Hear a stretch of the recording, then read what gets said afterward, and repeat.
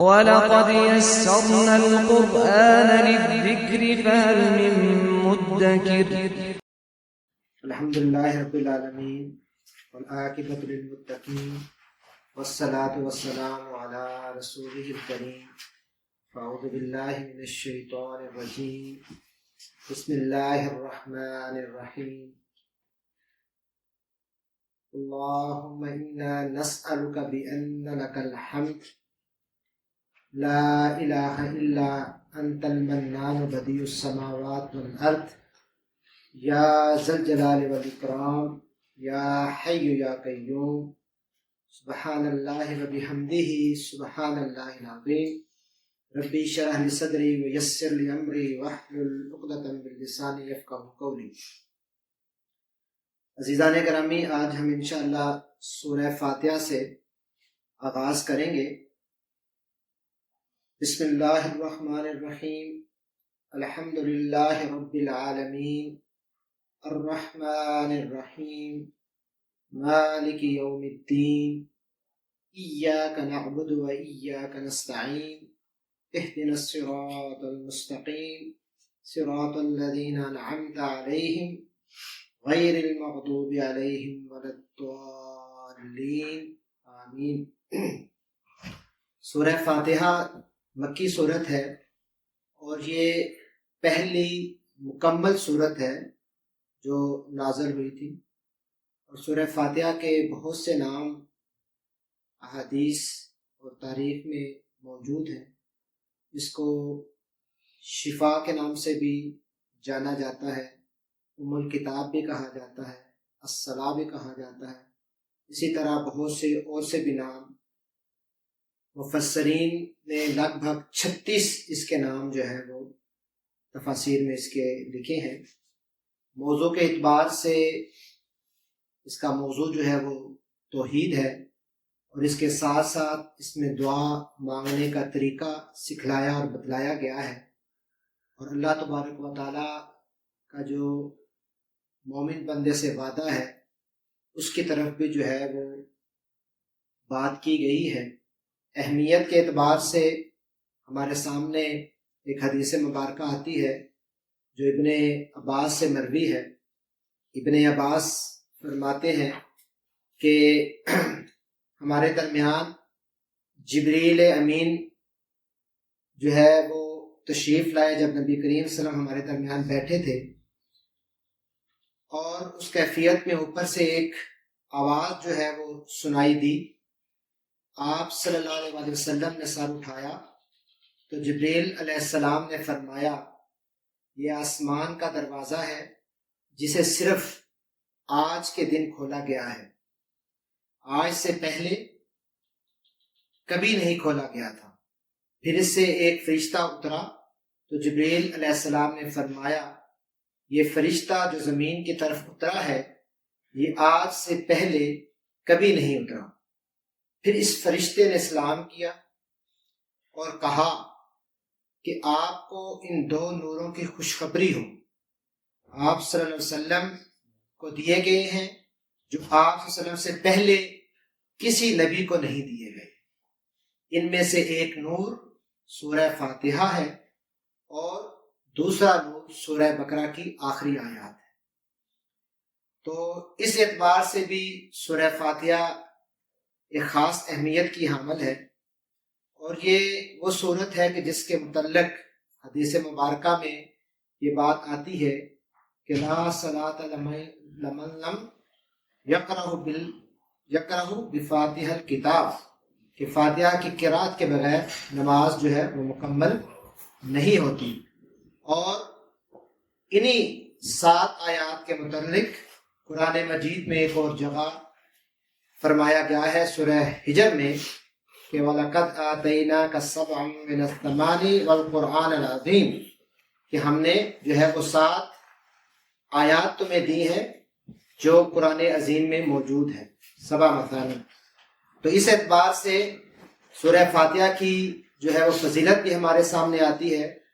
سورہ فاتحہ کا جو اسلوب ہے وہ اس طرز پر ہے کہ یہ کلام اللہ تو ہے ہی ہے، لیکن اس کا اسلوب دعائیہ ہے.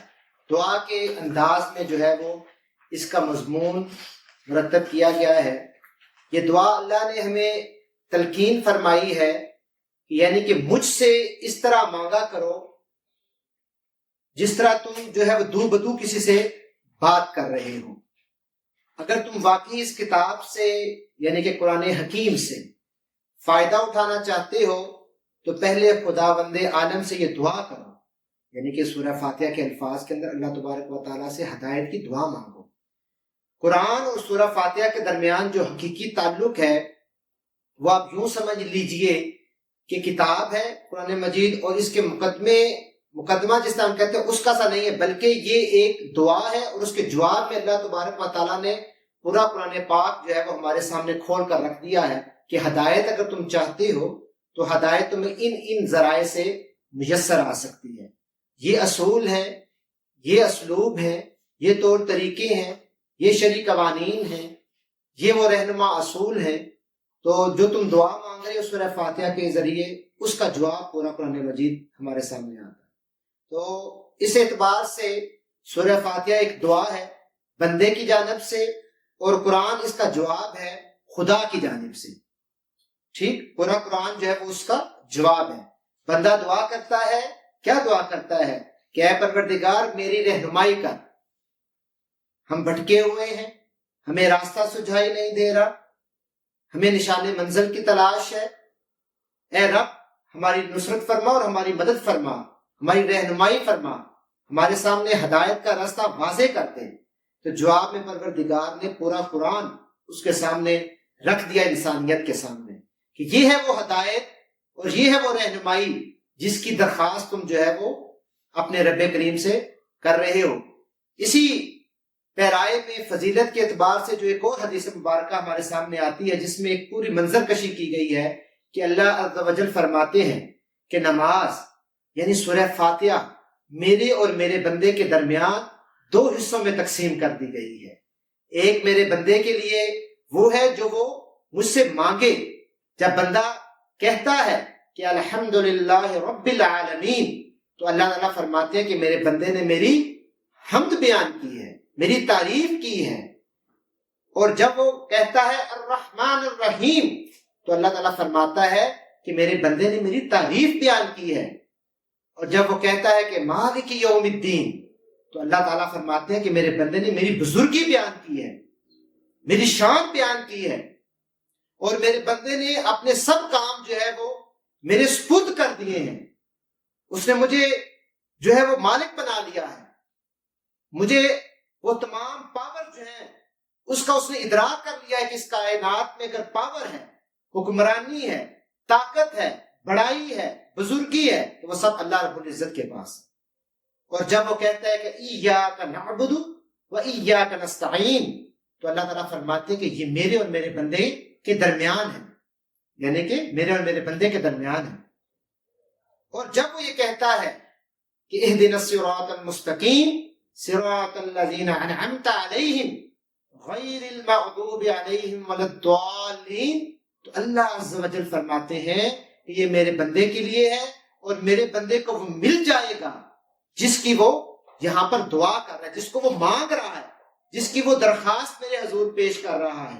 تو میں انشاءاللہ اپنے بندے کو وہ جو ہے اس تمام نعمتیں، وہ تمام ہدایت کے راستے اس کے سامنے واضح کر دوں گا اور بتلا دوں گا اور رہنمائی فرماؤں گا. تو سورہ فاتحہ کو اگر ہم موضوع کے اعتبار سے اور مضمون کے اعتبار سے ہم دیکھیں تو اس کے 4 پیراگراف بن جاتے ہیں. ایک آداب دعا، پہلا پیرا آداب دعا، یعنی کہ دعا سے پہلے جب آپ ایک عظیم ہستی کے سامنے اپنی درخواست لے کے جا رہے ہیں، اس سے کچھ مانگنا چاہتے ہیں، اس سے کچھ طلب کرنا چاہتے ہیں، تو پہلے اس کی حمد و ثنا بیان کریں، اس کے اسماء حسنہ پر مشتمل یہ صفات ان کا تذکرہ کریں، اور یعنی اپنے رب کی ربوبیت کا اقرار کریں، اس کی رحمانیت کا اقرار کریں، پھر اس کی جو رحیم کی صفت ہے اس کا اقرار کریں، پھر اس کی مالکیت کی جو صفت ہے اس کا اقرار کریں. یعنی کہ اس عظیم ہستی کی حمد، آداب دعا. کسی سے بھی آپ جب عام دنیاوی اعتبار سے بھی کسی اپنے سے بڑے افسر کے پاس یا صاحب مقتدر جو قوت ہے اس کے پاس جاتے ہیں تو آپ ہمیشہ پہلے تعریفی کلمات بولتے ہیں. تو یہی وہ طریقہ رب کائنات کے حضور بھی کہ پہلے آپ اس کی حمد و ثنا بیان کریں. تو یہ پہلا حصہ جو ہے وہ آداب دعا پہ ہے. دوسرا حصہ جو ہے وہ استحقاق دعا ہے، یعنی کہ اطاعت اور عبادت کے نتیجے میں ہی دعا مانگنے کا استحقاق ہے. چونکہ ہم اس کی عبادت اور اطاعت کرتے ہیں اپنے رب کی، اسی کو طاقتور سمجھتے ہیں، اسی کے غلام اور ملازم ہیں، اسی لیے کسی اور ہستی کی بجائے ہم اپنے خالق اور اپنے معبود ہی سے مدد مانگ رہے ہیں. یعنی کہ جب آپ کسی کو اس قابل سمجھتے ہیں کہ وہ میری مدد کر سکتا ہے، میرے اس کام آ سکتا ہے، میری رہنمائی کر سکتا ہے، آپ اس کی قوت کے آگے اپنے آپ کو سرنڈر کرتے ہیں، یعنی کہ آپ اس کو اس کا مستحق ٹھہرا رہے ہیں کہ واقعی وہ اس کا مستحق ہے کہ اسی سے مانگا جائے، اسی کے حضور پیش ہوا جائے، اسی سے طلب دعا کی جائے. تو دوسرا حصہ جو ہے جب آپ کہہ رہے ہیں کہ مالک یوم الدین، کہ وہ مالک ہے، تبھی ہم کہتے ہیں کہ جو ہے وہ آگے پھر بات کرتی ہے. تو یہ دوسرا حصہ جو ہے وہ استحقاق دعا کا. اور تیسرا حصہ جو اصل دعا ہے، جو اس کا کی ایریا ہے، وہ کیا ہے کہ ہم اس سے کیا مانگ رہے ہیں. صراط مستقیم کا راستہ جو قرآن و سنت کی دعوت پر مشتمل ہے. اس راستے پہ مرتے دم تک انسان اللہ کی رضا اور خوشنودی حاصل کر کے ابدی جنت حاصل کر سکتا ہے. اسی لیے ہم اس کی طلب کر رہے ہیں کہ اہدنا الصراط المستقیم، کہ اللہ ہمیں سیدھا راستہ عطا فرما دے، دکھا دے. اور پھر چوتھا حصہ جو ہے وہ وضاحت دعا ہے کہ جو ہم مانگ رہے ہیں ہم نے حمد بیان کی، ہم نے اس کو اس کا مستحق ٹھہرا دیا. پھر ہم نے جو اصل دعا ہے جس کی ہمیں طلب ہونی چاہیے اور ہے، اور جس کی مسلسل ہمیں جستجو ہونی چاہیے، ہدایت کا راستہ، اس کے بعد پھر اس کی وضاحت بھی خود رب کریم یہاں پر فرما رہے ہیں کہ ہاں میں تمہیں سیدھا راستہ دکھاؤں گا، بتلاؤں گا، لیکن سیدھا راستہ کن لوگوں کا ہے؟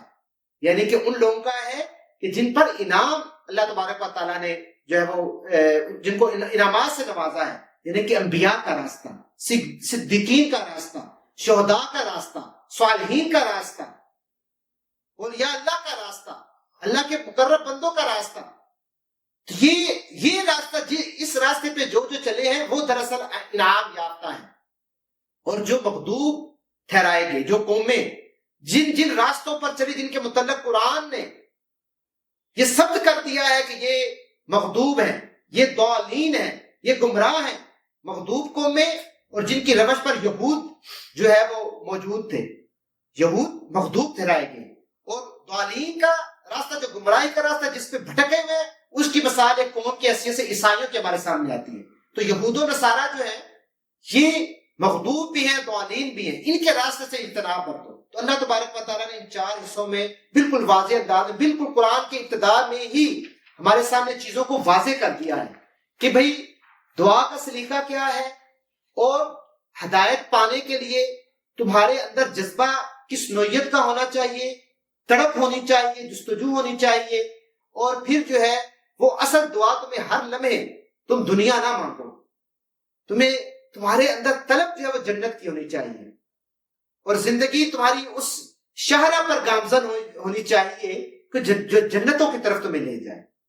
تو یہ پھر آخر میں وہ بھی بتا دیا گیا کہ گمراہی میں کون مبتلا ہے اور انعام یافتہ جو ہے وہ کون ہے. اور پھر پورے قرآن میں جا بجا جو ہے واقعات کے انداز میں، ان اقوام کے واقعات کے انداز میں چیزوں کو واضح کیا گیا ہے. فہرستیں بتا دی گئی ہیں، دونوں کو مد مقابل کھڑا کر دیا گیا ہے. محسنین کون سے ہیں، نیک لوگ کون سے ہیں، اور منافقین کون سے ہیں، گمراہ کون ہیں، کافرین کون ہیں، فاسق کون ہیں، ان کے رویے کیا ہیں، اور اللہ والوں کے رویے کیا ہیں. یہ واضح طور پر جو ہے وہ ہمارے سامنے آ رہا ہے. اس لیے یہاں پر آگے بڑھنے سے پہلے یہ بات بھی سمجھنا بہت ضروری ہے کہ ہم اللہ تعالیٰ کی جو ہے وہ تعریف کیوں کریں، یا کیوں کرتے ہیں. ہم تعریف رب العزت کی ہم تعریف کیوں کرتے ہیں؟ رب العزت کی تعریف جو ہے وہ اس لیے بھی ہم کرتے ہیں کہ انسانی زندگی میں جتنی بھی نعمتیں ہیں وہ اللہ کی دی ہوئی ہیں، وہ اللہ تعالیٰ کی عنایات ہیں. اور جو یہ خاص قرآن پاک کی نعمت، یہ بھی اللہ تعالیٰ کی عطا کرتا ہے. یہ اللہ تعالیٰ نے جو ہے وہ نعمت جو ہے اس سے سرفراز کیا انسانیت کو. اس لیے ہم اس لیے بھی رب کریم کی تعریف کرتے ہیں کہ اس پورے کائنات میں موجود جتنی بھی مخلوقات ہیں وہ بھی اللہ تعالیٰ کی تعریف کرتے ہیں. چرند پرند جاندار بے جان وہ بھی تسبیح بیان کرتے ہیں. اور جتنی بھی مخلوقات آسمان ہو زمین ہو اشجار ہو تو یہ ہر جو وہ اس کائنات کا جز ہے وہ اللہ تعالیٰ کی جو ہے وہ تعریف کر رہا ہے. تو ان ساری نعمتوں کی تعریف انسانیت کو بھی کرنی چاہیے, انسان کو بھی کرنی چاہیے, مسلمان کو بھی کرنی چاہیے. اور پھر جو ہے وہ یہ دیکھیں کہ اللہ تبارک و تعالیٰ بغیر کسی تفریق کے مومن کو بھی منافق کو بھی کافر کو بھی دنیا تو نواز رہا ہے, اس میں کوئی اس کی تفریق نہیں ہے. ہاں تقدیر نصیب وہ ہر ایک کا مختلف ہے, اس کا پیرامیٹر مختلف ہے, لیکن ایسا نہیں ہے کہ جو اللہ کا انکار کرتا ہے تو اللہ تعالیٰ اس کو پھر جو ہے وہ دنیا کی نعمتیں جو ہے ان سے چھین لیتا ہے. ایسا معاملہ نہیں ہے. تو بالکل انصاف پر مبنی اللہ تبارک و تعالیٰ کا جو ہے وہ نظام ہے. اور اس لیے بھی تعریف ہم کرتے ہیں کہ وہ مالک یوم الدین ہے, یوم الاخر کا وہ مالک ہے, فیصلے کے دن کا وہ مالک ہے. اس عدالت جو عدالت لگے گی اس عدالت کا وہ مالک ہے جب فیصلہ ہوگا. اس لیے اور پھر یہ بھی بات سمجھ لیجئے کہ الحمدللہ یعنی کہ اللہ کی حمد بیان کرنا اس کا بہت بڑا اجر ہے. بذات خود اللہ کی حمد بیان کرنے کا جو ہے وہ بہت بڑا اجر ہے. اور الحمدللہ کہنا جو ہے وہ میزان کو بھر دیتا ہے, اللہ کے میزان کو بھر دیتا ہے. اس لیے بارہا الحمدللہ جو ہے وہ کہنا چاہیے. اور دل کو کسی لمحے بھی جو ہے وہ اس ذکر سے خالی نہیں رکھنا چاہیے. ہمارا جسم کا ہر اس جو ہے وہ اللہ کی تعریف بیان کر رہا ہو, اللہ کی حمد بیان کر رہا ہو. اور ایک جگہ پر آتا ہے قیامت کے دن سب سے افضل بندے وہ ہوں گے جو حمادون ہوں گے, یعنی کہ جو اللہ کی حمد بیان کرتے ہوں گے. وہ قیامت کے روز سب سے افضل بندے ہوں گے.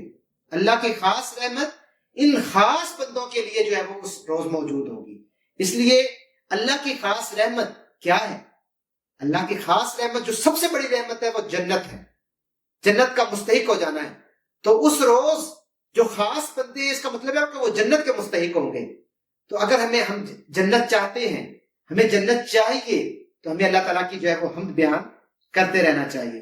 اس لیے ہماری دعاؤں میں یہ موجود ہونا چاہیے کہ اے رب کریم ہمیں جنت الفردوس میں داخل کر دے, ہمیں اس راستے پہ گامزن کر دے کہ جو جنتوں کی طرف جو ہے وہ جاتا ہے. ایاک نعبد و ایاک نستعین کہ جو ہے وہ تمام رحمتیں تمام نعمتیں جو ہے وہ اللہ ہی کے لیے ہے, اور تمام کی تمام عبادات کا مستحق کون ہے؟ اللہ کی ذات ہے. اس لیے عبادت جو ہے وہ عبادت صرف ایک ایسا حکم نہیں ہے کہ جو آپ نے بس حکم کے تحت کرنا ہے. عبادت کے لیے اس ذوق اور شوق, اس اپنائیت کی ضرورت ہے, اس محبت کی ضرورت ہے جو ہمیں اپنے دلوں میں جاگزی کرنی چاہیے. عبادت کا مزہ تب آتا ہے کہ جب آپ رب کے ساتھ محبت کا رویہ اختیار کریں گے اور وہ تعلق اس نہج پہ قائم ہو جائے گا کہ شدید محبت ہم اپنے رب سے کرنے لگے.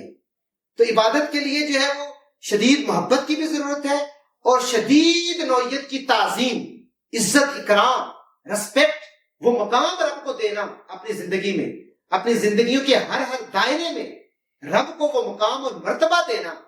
محبت اور تعظیم ان دونوں کو جو ہے وہ یاد رکھیے, ان دونوں کو اپنے ذہن میں ہر وقت راسخ رکھیے. اس رویے کو اختیار کیجئے, محبت اور تعظیم. تو پھر انشاءاللہ عبادت کا جو ہے وہ آپ کو مزہ بھی آئے گا. اور عبادت کا نچوڑ جو ہے وہ دعا ہے. دعا وہ چیز ہے جو آپ کو اپنے رب سے قریب کرتی ہے, اپنے رب سے جو ہے وہ قریب کر دیتی ہے. اور عبادت جو ہے ظاہری بھی ہے, عبادت باطنی بھی ہے, عبادت آپ کے قول کے ذریعے سے بھی ہے, عبادت جو ہے وہ آپ کے اعمال کے ذریعے سے بھی ہے. یعنی کہ آپ کا ظاہر بھی عبادت سے مزین ہو, آپ کا اندر یعنی کہ باطنی انسان بھی جو ہے وہ عبادت سے مزین ہو, آپ کی زبان سے نکلنے والے الفاظ خیر کے الفاظ ہوں, اچھائی کے الفاظ ہوں, نیکی کے الفاظ ہوں, قول حسن ہو, اور آپ کا عمل جو ہے وہ آپ کا کردار بھی جو ہے اس چیز کا ثبوت دے کہ آپ واقعتاً اللہ کے بندے ہیں, اور آپ نے اپنی زندگی کو جو ہے وہ اللہ کی بندگی میں عملاً جو ہے وہ دے دیا ہے. اس لیے جب یہ رویہ اختیار کریں گے تو انشاءاللہ یہ بات ہم کرتے ہیں جو دعا مانگ رہے ہیں کہ اہدنا الصراط المستقیم, کہ یہ سب سے اہم چیز ہے کہ رب جو ہے ہمیں سیدھا راستہ عطا فرما دے. اور دیکھیں یہ کلمہ جو ہے وہ ہم کتنی دفعہ 5 نمازوں میں کتنی دفعہ ہم ادا کرتے ہیں؟ ہر فرض نماز میں، سنتوں میں، نوافل میں بارہا ہم جو ہے وہ یہ اللہ تعالیٰ سے یہ طلب کر رہے ہیں، اللہ تعالیٰ ہمیں ہدایت کا راستہ عطا فرما دے۔ اور دعا بھی سکھائی گئی ہے، بہت ساری اس کے علاوہ بھی دعائیں ہیں، اور وہ دعائیں ہمیں مانگتے رہنی چاہیے۔ حضرت علی رضی اللہ تعالیٰ عنہ فرماتے ہیں کہ رسول اللہ صلی اللہ علیہ وسلم نے فرمایا یہ دعا مانگتے رہا کرو۔ کون سی دعا؟ کہ اللہ مہدنی وسددنی، کہ اللہ ہمیں ہدایت دے اور سیدھا راستہ جو ہے وہ ہمیں جو ہے اس پر قائم رکھ، سیدھا راستے پہ ہمیں قائم رکھ۔ یہ دعا بار بار جو ہے وہ انسان کو مانگنی چاہیے۔ پھر جو ہے جس طرح میں نے پہلے ذکر کیا کہ آخری حصے میں جو ہے وہ انعام یافتہ لوگوں کے حوالے سے بات کی گئی، اور ان لوگوں کے حوالے سے بات کی گئی کہ جن پر اللہ کا غضب ہوا ہے، اور اللہ کا غضب جو ہے وہ بنی اسرائیل عیسائیوں پر، یہودیوں پر اللہ تعالیٰ کا غضب بھی، اور وہ گمراہ قوم ہے۔ ان کے آگے چل کر سورہ بقرہ میں بھی اس حوالے سے تفصیلی بات آئے گی کہ ان اقوام نے کیا رویے اختیار کیے تھے، کیا وہ معاملات انہوں نے کیے کہ جس کی بنیاد پر وہ مغضوب ٹھہرائے گئے، وہ ضالین ٹھہرائے گئے۔ تو ان رویوں سے ہمیں جو ہے وہ بچنا ہوگا۔ عزیزان گرامی، اس سورہ فاتحہ کو اگر ہم چند الفاظ میں جو ٹیک ہوم میسج ہے جس کو ہم کہیں گے وہ لے لیں تو آپ یہ بات نوٹ کر لیں کہ یعنی کہ رب کی معرفت اور اس کا تعلق، رب کی معرفت اور اس کا تعلق، پھر جو ہے وہ تجدید عہد، جو رب سے ہم نے عہد باندھا ہے، جو ہم نے کلمہ شہادت کے بعد ہم دین اسلام میں داخل ہوئے ہیں، ہم نے اپنے آپ کو اللہ کی بندگی میں دے دیا ہے، تو یہ اللہ کی بندگی کا ہر روز کئی مرتبہ ہم جو ہے اس کا اعادہ کرتے ہیں۔ تو یہ دراصل تجدید عہد ہے جو ہم سورہ فاتحہ کو نماز میں ادا کرتے وقت جو ہے وہ کر رہے ہوتے ہیں۔ تیسری بات جو ہے وہ یہ چیز ہے کہ ہماری دعاؤں میں کن کن چیزوں کی ترجیحات ہیں، ترجیح کیا ہے۔ تو یہ سورہ فاتحہ ہماری دعا کی ترجیح کی عکاس ہے، یعنی کہ ہماری ترجیح یہ ہے کہ ہمیں ہدایت کا راستہ ملے، ہم اس راستے پہ چلیں کہ جو انعام یافتہ لوگوں کا راستہ ہے۔ تو ظاہری بات ہے میں نے اپنی زندگی کی پرائرٹی یہ سیٹ کر لی کہ مجھے دین کے راستے پہ چلنا ہے، مجھے اللہ کی معرفت حاصل کرنی ہے، مجھے نیکی کی روش کو اختیار کرنا ہے۔ اور پھر چوتھی بات یہ ہے کہ یہ بھی ذہن نشین کر لیں کہ اس کا ہم جو بار بار اعادہ کرتے ہیں کہ ہمارے سامنے ایک رول ماڈل سیٹ ہو رہا ہے۔ رول ماڈل انبیاء کا رول ماڈل ہے، رول ماڈل جو ہے وہ صدیقین کا رول ماڈل ہے، ان کی زندگیوں کا رول ماڈل ہے۔ رول ماڈل جو ہے وہ ہمیں صحابہ کا رول ماڈل ہمارے سامنے آتا ہے، شہداء کا رول ماڈل ہمارے سامنے آتا ہے۔ تو یعنی کہ یہ 4 چیزیں اپنے ذہن نشین کر لیں، رب کی معرفت، تجدید عہد، دعا میں ترجیح اور رول ماڈل۔ تو انشاءاللہ اللہ تعالی ہمیں عمل کی توفیق عطا فرمائے اور ہمارے جو ہے وہ فہم و فراست میں جو ہے وہ وسعت عطا فرمائے۔ تو سورہ فاتحہ کے بعد جو ہے وہ جو سورہ مبارکہ ہے وہ سورہ البقرہ ہے۔ سورہ البقرہ کی بھی بے پناہ فضیلتیں احادیث مبارکہ میں ملتی ہیں۔ آپ صلی اللہ علیہ وسلم نے فرمایا کہ اپنے گھروں کو قبرستان نہ بناؤ، جس گھر میں سورہ بقرہ پڑھی جاتی ہے اس گھر سے شیطان بھاگ جاتا ہے۔ یہ صحیح مسلم کی حدیث ہے، یعنی کہ جس گھر میں تواتر کے ساتھ سورہ بقرہ پڑھی جائے تو اس گھر میں شیطان داخل نہیں ہوگا، بھاگ جائے گا۔ اور پھر جو ہے ایک اور حدیث مبارکہ میں یہ آتا ہے کہ 2 چمکتی صورتیں ان کو بارہا پڑھا کرو، یعنی کہ وہ 2 چمکتی صورتیں کون سی ہیں؟ سورہ بقرہ اور سورہ آل عمران۔ ان دونوں کی فضیلت بیان کر دی گئی ہے، اور پھر فرمایا گیا کہ اس لیے کہ یہ دونوں صورتیں روز قیامت بادل کی 2 ٹکڑیوں غمامتان بن کر، یا 2 سائے غیایتان بن کر، یا پرندوں کی 2 صف بسستہ غول کی شکل میں کی صورت میں نمودار ہو کر اپنے پڑھنے والوں کی طرف سے شفاعت کے لیے آپس میں جھگڑ رہی ہوں گی۔ یہ دونوں صورتیں، ان دونوں صورتوں کی فضیلت بیان کی گئی۔ تو پھر ایک اور حدیث مبارکہ میں سورہ بقرہ کی فضیلت بیان کی جا رہی ہے کہ ہر چیز کی ایک کوہان ہوتی ہے، اور بلا شبہ قرآن کی کوہان یعنی کہ چوٹی، کوہان کس کو کہتے ہیں؟ چوٹی کو۔ قرآن کی کوہان جو ہے وہ سورہ بقرہ ہے، اس کی فضیلت یہاں پر بیان کی گئی۔ سورہ بقرہ کا اگر ہم اجمالی اس کا ایک تجزیہ بنائیں تو مولانا خلیل الرحمن چشتی صاحب نے اس کو 4 بڑے پیراگراف میں تقسیم کیا ہے موضوعات کے اعتبار سے۔ اس کا جو ہے وہ مرکزی مضمون جو ہے وہ انہوں نے لکھا ہے کہ اس کا مرکزی مضمون جو ہے وہ امامت کی تبدیلی ہے، تغیر امامت ہے۔ بنی اسرائیل کو معزول کر دیا گیا اور ایک نئی امت جو ہے وہ امت محمدیہ کو کھڑا کر دیا گیا۔ تو اس میں اس موضوع کو جو ہے وہ اس کا بار بار اعادہ ہوا ہے۔ اور اگر جو 4 اس کے حصے ہیں، 4 جو پیراگراف ہیں، ان کو دیکھیں تو پہلا حصہ جو ہے وہ آیت نمبر 1 تا آیت نمبر 39، یہ اس کا پہلا حصہ ہے، جس میں جو ہے وہ منصب خلافت و توحید کے سلسلے میں 3 رویوں میں سے جو ہے وہ ایمان کا رویہ اختیار کرنے کی تلقین کی گئی ہے۔ 3 رویے بتلائے گئے ہیں اور پھر ان میں سے یہ سمجھایا اور بتایا گیا، رہنمائی دی گئی ہے کہ اس میں سے بہتر رویہ کون سا ہے، اور وہ ایمان کا رویہ ہے۔ دوسرا حصہ جو ہے وہ آیت نمبر 40 سے لے کر آیت نمبر 141 تک ہے، جس میں جو ہے وہ بنی اسرائیل کی امامت کے منصب سے معزولی کے اسباب، اس کی وضاحت، اور بنی اسرائیل کو آخری شریعت یعنی کہ شریعت محمدیہ پر ایمان لانے کی دعوت دی گئی ہے ان آیات میں، اس حصے میں۔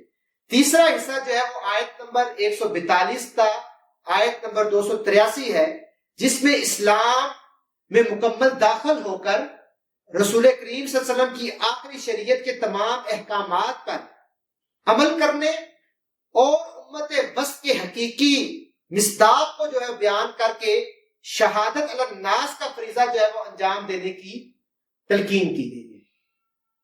اور چوتھا حصہ جو ہے جو آیت نمبر 284 سے لے کر آیت نمبر جو ہے وہ 286 تک آخری مختصر حصہ جو ہے اس میں آخری شریعت کے احکامات پر نیک نیتی کے ساتھ حسب استطاعت جو ہے وہ عمل کرنے کا باعث کیا گیا ہے، تاکہ غلبہ اور اقتدار جو ہے وہ یہ امت حاصل کر سکے۔ اس کے لیے رہنما اصول بتلائے گئے ہیں۔ تو یہ 4 حصے جو ہے وہ سورہ بقرہ کے جو ہے وہ ہمارے سامنے آتے ہیں۔ تو اس لیے اس کا جو مرکزی مضمون ہے امامت کی تبدیلی، اس کی اگر میں وضاحت آپ کے سامنے رکھوں اجمال کے ساتھ، تو بنی اسرائیل کو جو امامت تھی اس کی اگر ہم تاریخ دیکھیں تو حضرت یعقوب علیہ السلام اور حضرت یوسف کے دور یعنی کہ 1900 قبل مسیح سے لے کر حضرت محمد صلی اللہ علیہ وسلم کی بعثت یعنی کہ سن 610 عیسوی تک جو ہے وہ یہ قائم رہی ہے۔ بنی اسرائیل کی جو امامت کا جو ہے وہ دور ہے، ان کی امامت کا یہ دور جو ہے وہ تقریباً 2500 سال پر محیط ہے۔ بنی اسرائیل کی امامت کا، بنی اسرائیل کی امامت کو جو ان کو معزول کیا گیا، کس وجہ سے معزول کیا گیا؟ کہ ان کے غیر معتدل اور غیر متوازن رویوں کی بنیاد پر جو ہے وہ ان کو معزول کر دیا گیا۔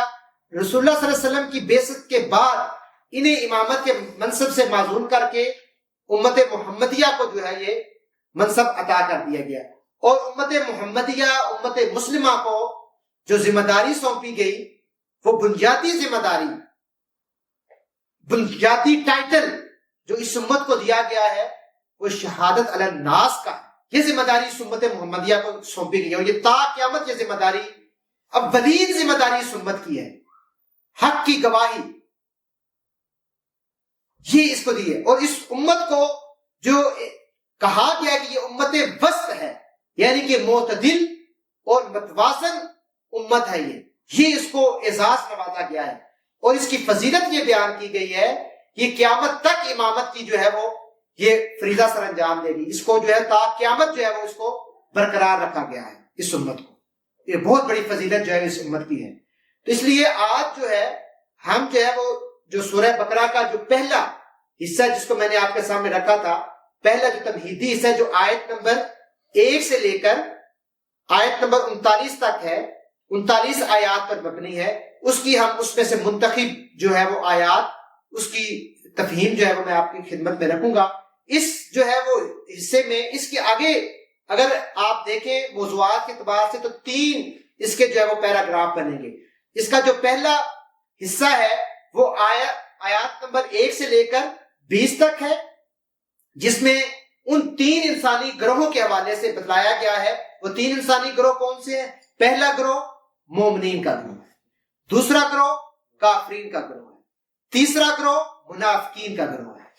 اس حوالے سے بتایا گیا دوسرے پیراگراف میں جو آیت نمبر 21 سے لے کر آیت نمبر 29 تک ہے اس میں تمام عالم انسانی کو توحید اور قرآن پر ایمان کی دعوت جو ہے وہ دی گئی ہے، یعنی کہ مومنین کے گروہ میں شمولیت کے حوالے سے جو ہے وہ تلقین کی گئی ہے۔ تو یہ دوسرا حصہ۔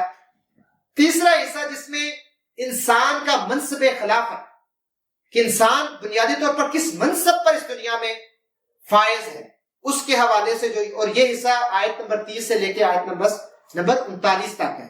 تو یوں اس کا جو ان 39 آیات کا مرکزی مضمون جو ہے وہ جو بنتا ہے، جو مولانا چشتی رحم اللہ نے لکھا ہے کہ منصب خلافت اور توحید کے بارے میں 3 انسانی گروہوں اور ان کے رویوں کو بتلایا گیا، اور پھر یہ تلقین کی گئی کہ اگر تمہیں ہدایت چاہیے تو پہلے گروہ کی صفات کو اختیار کر لو اور پہلے گروہ میں اپنے آپ کو جو ہے وہ شامل کر لو۔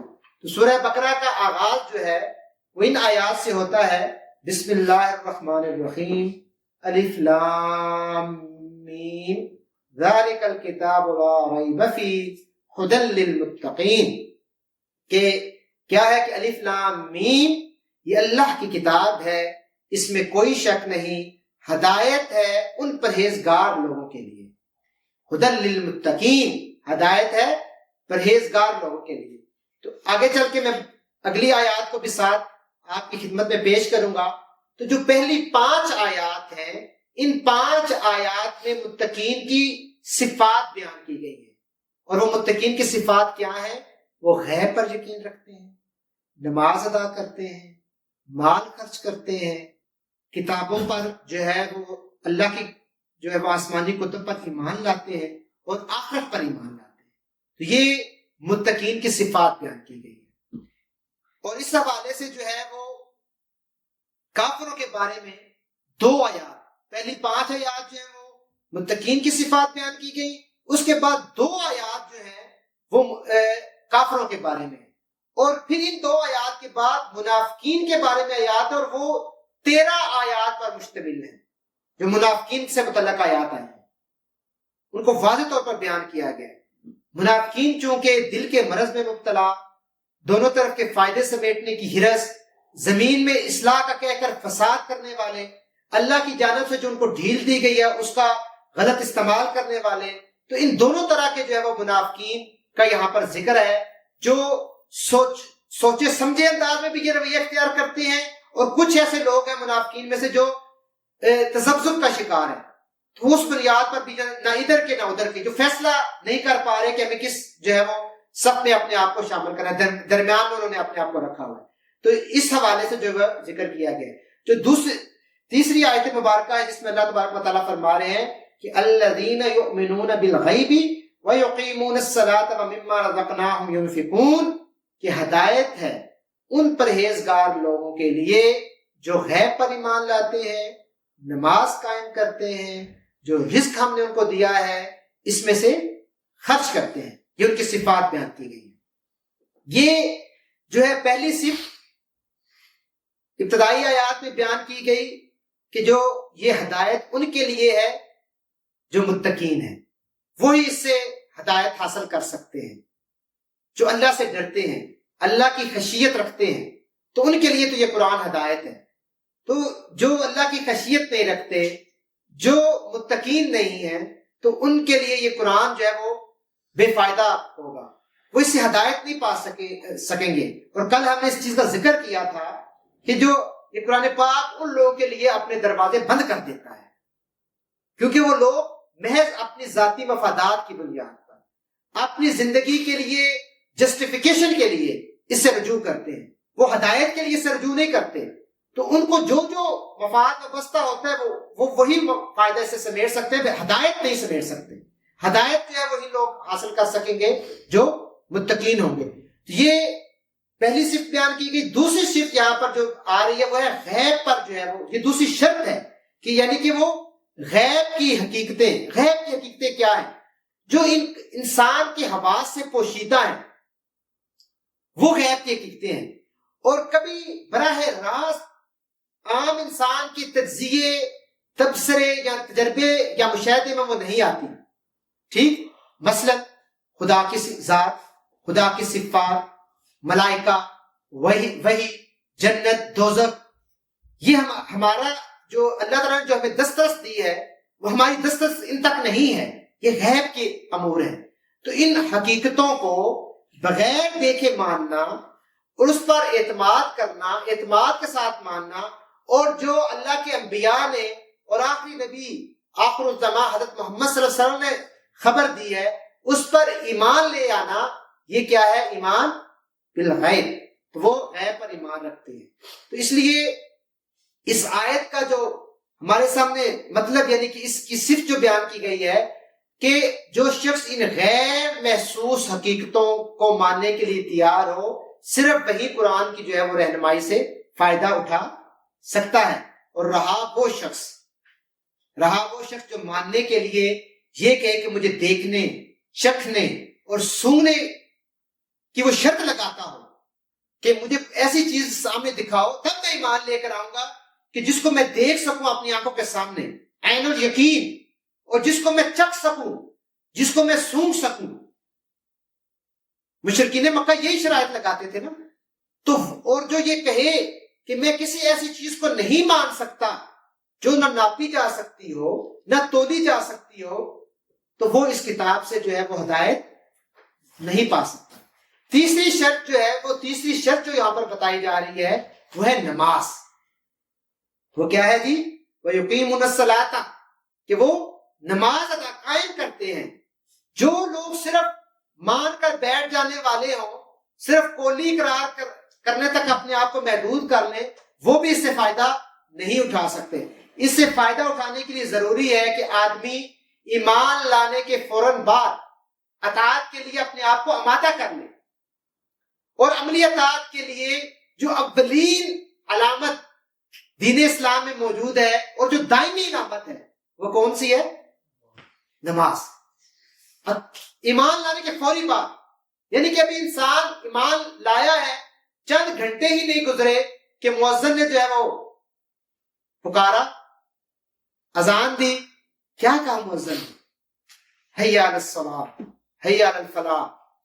اور اس وقت جو ہے وہ فیصلے کی گھڑی آ گئی اور ایمان کا امتحان شروع ہو گیا کہ جو تم نے دعویٰ کیا ہے، جو تم نے اقرار کیا ہے، اس کا عملی ثبوت دو۔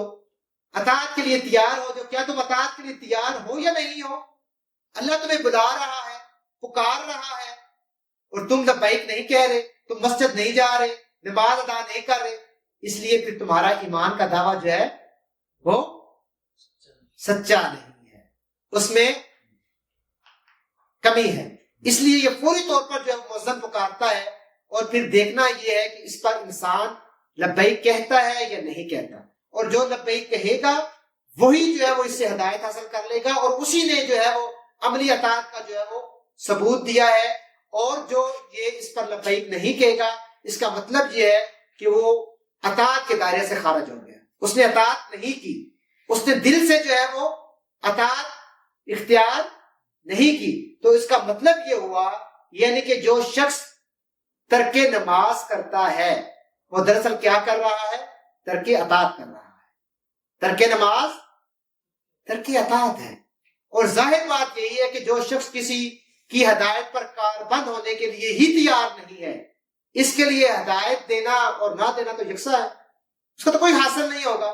جو اس کے لیے تیار ہی نہیں ہے، کاربند ہی نہیں ہے، تو اس کو کیسے ہدایت ملے گی؟ جو بنیادی اور اولین شرط ہی اور دائمی شرط ہی پوری نہیں کر رہا۔ اس لیے تو کہا جاتا ہے کہ نماز جو ہے وہ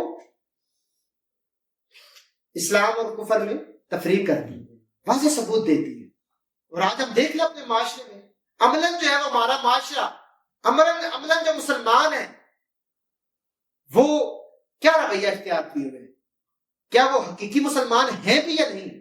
ان کے ایمان پر سوالیہ نشان تو کھڑا ہوتا ہے یا نہیں ہوتا؟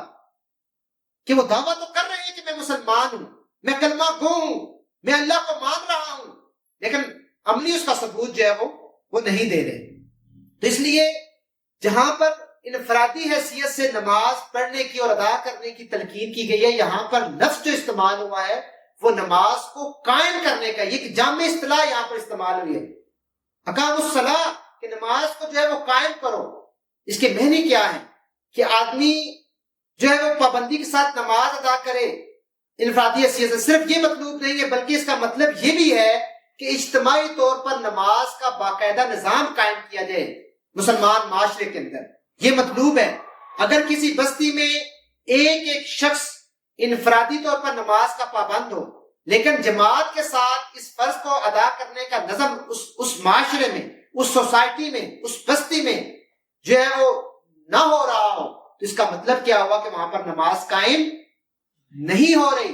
اور یہاں پر تلقین کیا کی جا رہی ہے کہ نماز کو قائم کرو، نہ صرف انفرادی حیثیت سے نماز پڑھو بلکہ نماز کو قائم کرو۔ نماز کا پورا نظام اسلامی معاشرے میں موجود ہونا چاہیے۔ اور پھر چوتھی شرط کیا بتلائی جا رہی ہے کہ چوتھی شرط یہ ہے کہ وَمِمَّا رَزَقْنَاهُمْ يُنْفِقُونَ، کہ جو صاحب ایمان ہوتا ہے، جو اللہ کی بندگی کو اختیار کیے ہوئے ہے، جو اللہ کی اطاعت کے دائرے میں اپنی زندگی کو چلا اور بڑھا رہا ہے، وہ تنگ دل نہیں ہوتا، وہ زر پرست نہیں ہوتا، وہ مالی حوث میں مبتلا نہیں ہوتا، وہ دنیاوی مفادات کا اسیر نہیں ہوتا۔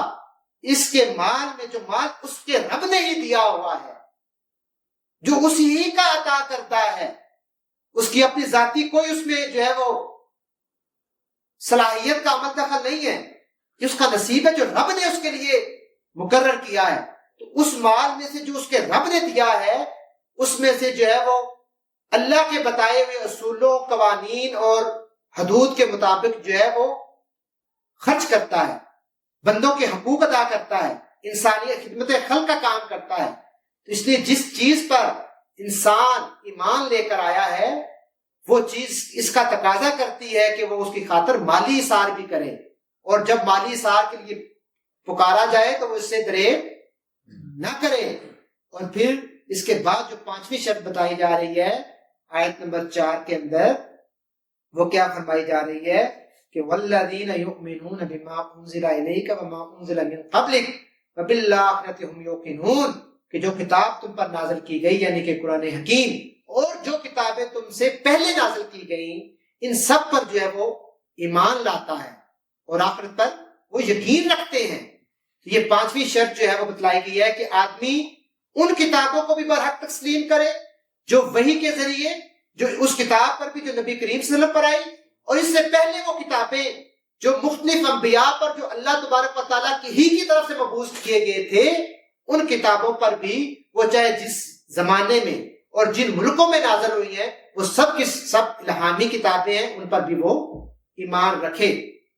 اس شرط کی بنا پر قرآن کی ہدایت کا دروازہ ان سب لوگوں پر بند ہے جو سرے سے اس ضرورت ہی کے قائل نہیں ہے کہ انسان کو خدا کی طرف سے ہدایت ملنی چاہیے، یا اس ضرورت کے تو قائل ہوں مگر اس کے لیے وحی یا رسالت کی طرف جو ہے وہ رجوع کرنا غیر ضروری سمجھتے ہیں، اور خود کچھ نظریات انہوں نے قائم کر رکھے ہیں اور انہی کو خدائی ہدایت جو ہے وہ مقرر کر بیٹھے ہیں، ان کو خدائی ہدایت سمجھ دیتے ہیں، یا آسمانی کتب کے بھی قائل ہیں، لیکن مگر صرف ان کتابوں کے جو اس سے پہلے نازل ہو چکے تمام کتب کے نہیں، بلکہ اپنی من پسند کتابوں کو جن میں وقت اور حالات کے ساتھ تبدیلیاں بھی آ چکی ہیں، یا وہ کتابیں جن پر ان کے باپ دادا ایمان لے کر آئے تھے وہ اسی کو لے کے آئے ہیں۔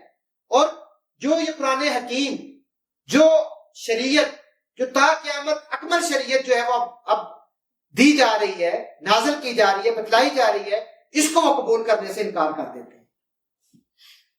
وہ کہتے ہیں کہ ہم جو ہے وہ انجیل پر تو ایمان لے کے آئے ہیں لیکن قرآن پر ایمان نہیں لیتے۔ تو اس طرح نہیں ہو سکتا، ہدایت انہیں کو ملے گی جو الہامی تمام کی تمام کتب پر ایمان لے کر آئے، یہ ان کے لیے۔ اور پھر اس کے بعد جو آخری شرط، جو آخری بات کی جا رہی ہے وہ یہ کی جا رہی ہے کہ وہ بالآخرۃ ہم یوقنون، کہ وہ جو ہے آخرت پر جو ہے وہ ایمان رکھتے ہیں، آخرت پر یقین رکھتے ہیں۔ یہ چھٹی اور آخری شرط ہے۔ اچھا، اس چیز کو سمجھ لیجئے کہ جو چھٹی شرط ہے اس میں جو ہے وہ پورے آپ کے جو ہے وہ ایک عقائد کا پورا مجموع یہاں پر آ جاتا ہے۔ اس میں کیا ہے، اس پہ 5 نکات میں آپ کے ساتھ رہتا ہوں۔ کیا ہے کہ یہ انسان اس دنیا میں، ایک بات کو سمجھ لیجئے کہ انسان اس دنیا میں غیر ذمہ دار نہیں ہے، بلکہ اپنے تمام اعمال کے لیے خدا کے ہاں جواب دہ ہے۔ ٹھیک، وبالآخرۃ هم یوقنون کی بات ہو رہی ہے، آخرت پر ایمان کی بات ہو رہی ہے. یعنی کہ اس دنیا کی زندگی میں انسان جو وہ غیر ذمہ دار نہیں ہے، بلکہ اس دنیا کی زندگی کے ہر عمل کا جواب دے اللہ کے حضور وہ ہے. دوسری بات یہ کہ دنیا کا موجودہ نظام ابدی نہیں ہے، یہ دائمی نہیں ہے، یہ عارضی نظام ہے. ٹھیک، ابدی نہیں ہے بلکہ ایک وقت پر، ایک خاص وقت پر جسے صرف خدا جانتا ہے، اس نظام زندگی کا، اس دنیا کے نظام کا خاتمہ ہو جانا ہے. اس چیز کو سمجھنا ضروری ہے. تیسری چیز کہ یہ اس عالم کے خاتمے کے بعد خدا ایک دوسرا عالم بنائے گا اور اس میں پوری نوع انسانی کو جو ابتدا سے لے کے قیامت تک زمین میں پیدا ہوئی تھی بیک وقت دوبارہ زندہ کرے گا اور سب کو جمع کر کے ان کے اعمال کا حساب لے گا اور ہر ایک کو اس کے کیے کا پورا بدلہ ملے گا. یہ وہ اس کا تیسری بات. چوتھی یہ کہ خدا کے اس فیصلے کی روح سے جو لوگ نیک قرار پائیں گے وہ جنت میں جائیں گے اور جو لوگ بد ٹھہرائے جائیں گے وہ کہاں جائیں گے؟ ان کا انجام کیا ہوگا؟ دوزخ ہوگا. اللہ تعالیٰ ہم سب کو محفوظ رکھے. پانچویں چیز یہ کہ کامیابی اور ناکامی کا اصلی معیار موجودہ زندگی کی خوشحالی یا بدحالی نہیں ہے، عارضی زندگی ہے. کامیابی کو آپ اس زندگی کے حوالے سے نہیں تول سکتے، بلکہ در حقیقت کامیاب انسان وہ ہے جو خدا کے آخری فیصلے میں کامیاب ٹھہرایا جائے گا روز محشر، اس عدالت میں جس کو کامیابی کا پروانہ دے دیا جائے گا اور جنتوں میں داخل کر دیا جائے گا. وہ دراصل کامیاب ہے، اور حقیقتاً ناکام وہ ہے جو اس روز ناکام ٹھہرایا جائے گا. اس روز جس کے بائیں ہاتھ پہ نامہ اعمال تھمایا جائے گا اور اس کے متعلق یہ فیصلہ ہو جائے گا کہ جاؤ اب جہنم کی آگ تمہارا مقدر ہے. اللہ تعالیٰ ہم کو محفوظ رکھے. تو یہ سمجھ لیں کہ یہ جو عقائد بیان کیے گئے یہ سارے کے سارے عقائد سے متعلق باتیں ہیں. غیب پر ایمان، نماز قائم کرنا، اللہ کی راہ میں خرچ کرنا، کتابوں پر ایمان لانا، رسولوں پر ایمان لانا، آخرت پر ایمان لانا، یہ عقیدے سے متعلق چیزیں ہیں نا. یہ عقائد کا جو پورا مجموعہ ہے کیا بتلا رہا ہے کہ جن لوگوں کو یقین نہ ہو ان عقائد پر، جن کا ایمان نہ ہو، وہ قرآن سے فائدہ نہیں اٹھا سکتے، کیونکہ ان باتوں کا انکار تو درکنار اگر کسی کے دل میں ان کی طرف سے شک اور تذبذب بھی ہو تو وہ اس راستے پر نہیں چل سکتا جو انسانی زندگی کے لیے قرآن نے تجویز کیا گیا ہے. اس کے لیے آپ کو اپنے آپ کو ہر شخص سے جو ہے وہ نکالنا ہوگا، تذبذب سے نکالنا ہوگا، یقین کامل پیدا کرنا ہوگا، اللہ کے حوالے اپنے آپ کو کرنا ہوگا، اپنی زندگی کو جو اس کی بندگی میں داخل کرنا ہوگا، اللہ اس کے رسول کے احکامات کی بجاوری کرنی ہوگی. تب جو ہے وہ آپ جو ہے وہ اس راستے، ہدایت کے راستے پر چل سکیں گے، جو ہدایت کا راستہ جو ہے وہ قرآن پاک تجویز کر رہا ہے. اللہ تبارک و تعالیٰ مجھے اور آپ کو عمل کی توفیق عطا فرمائے. وآخر دعوانا الحمدللہ رب العالمین. جزاکم اللہ خیر.